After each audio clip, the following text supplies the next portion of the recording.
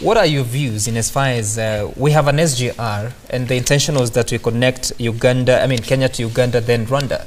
Now, Uganda thinks that they're not going to construct an SGR. That means even if we take our SGR to the border, it can only be as far as that is. Where does that put us in our long-term investment, where we were saying that SGR is going to benefit us economically, not just because of being in Kenya, but going to the region?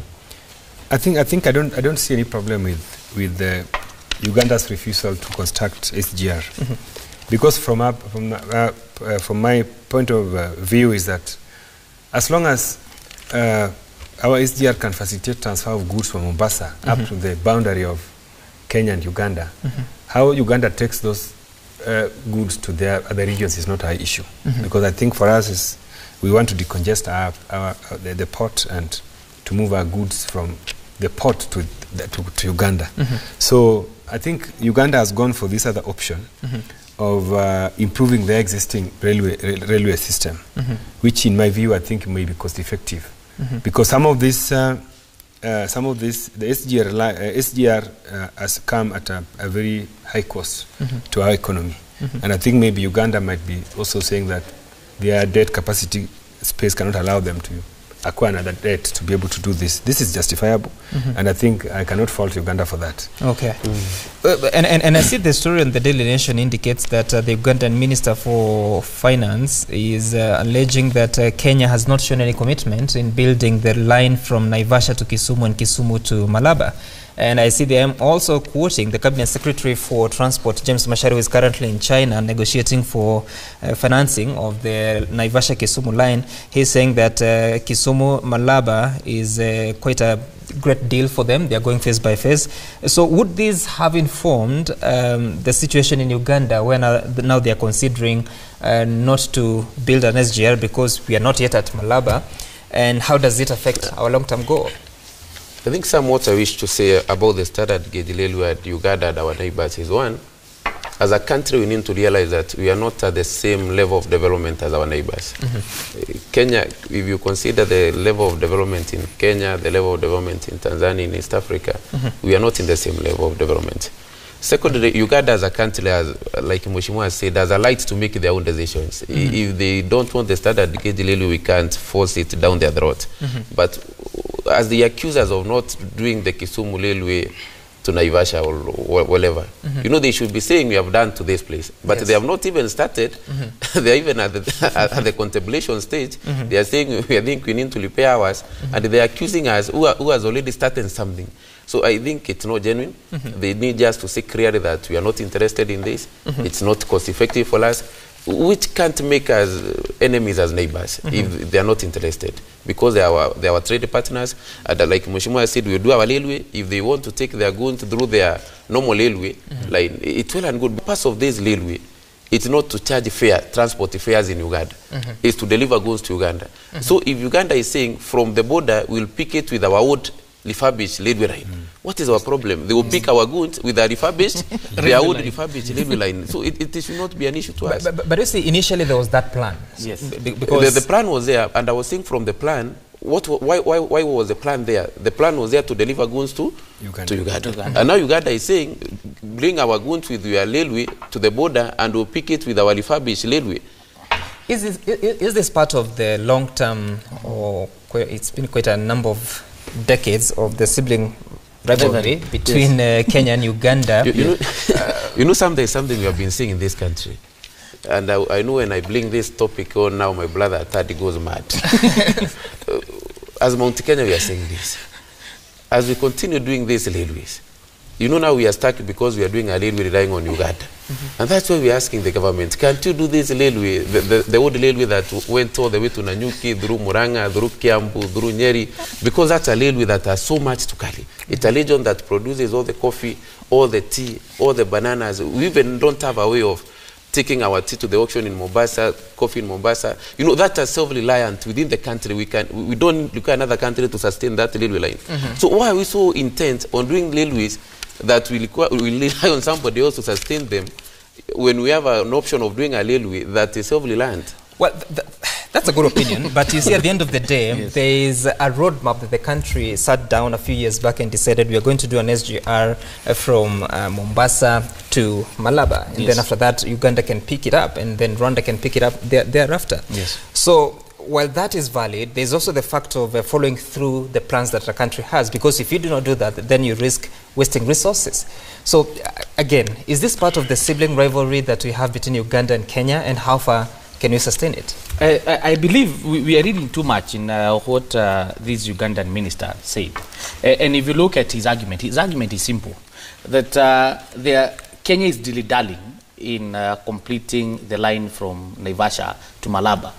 And so what they are saying is, we have, in the meantime, so that we can facilitate our cheap transportation through railway, we are going to refurbish our old railway system to facilitate the transportation for the time being. And so the main cause, and I'm saying this as a genuine one, is that they see as Kenya is taking too long.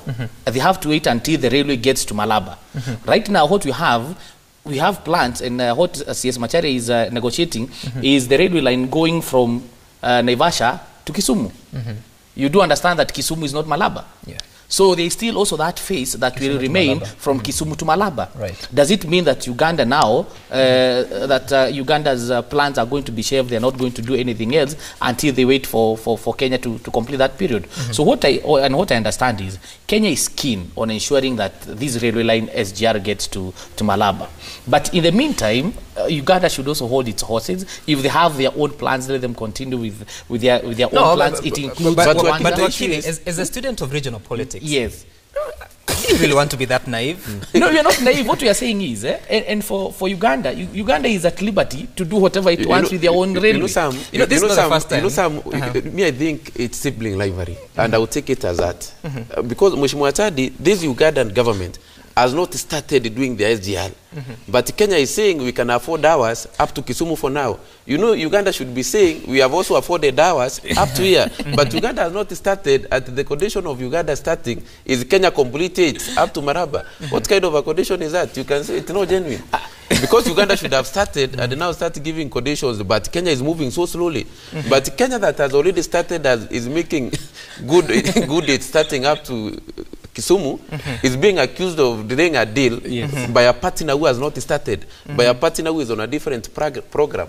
You will remember that a few years back, I don't know whether it was 2015 or 16, there was a plan to have a pipeline, an oil pipeline, a crude oil pipeline that was supposed to run from Uganda through and come to the Lamu port. Yes. And Kenya was to do its own from Turkana all the way to the Lamu port. But along the way, Uganda decided to pull out and carry its crude fuel through Tanzania.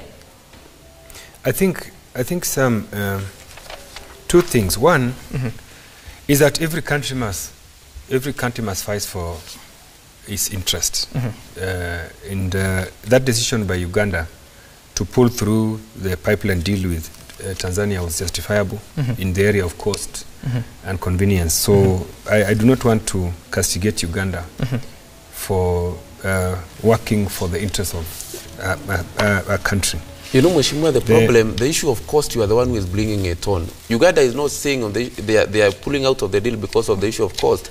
They are saying it because Kenya looks not committed. No, Kenya is saying it's going to Kisumu. No, that's not the issue. Kenya is committed because you remember even right now, there are even conversations on the continuous piling of public debt to fund SGR, because there are even conversations that the SGR from Mombasa to Nairobi has not broken even as we talk. Sure. So, you know, there are a lot of conversations on the sustainability of SGR. But because the government has already committed itself to pushing the SGR line from Mombasa to Uganda, to Kisumu, I think the president is committed, and I think is part of the reason why the CS is currently in China for continuous negotiations.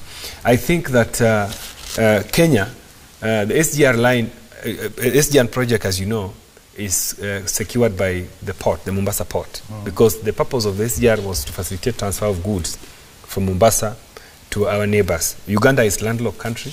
They need almost 90% of their imports come through the port of Mombasa, and it is in their interest to ensure that those goods are delivered to them in the most convenient way.